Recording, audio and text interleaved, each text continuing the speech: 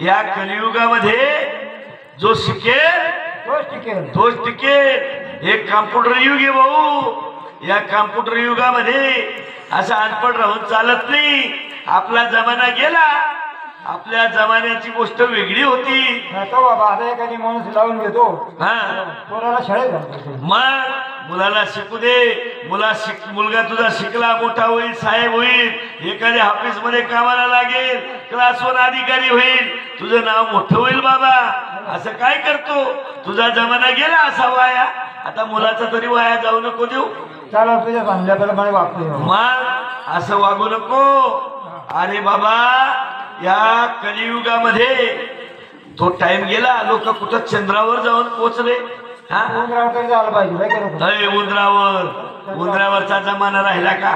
मग चंद्रावर जाऊ, त्या ठिकाणी आपण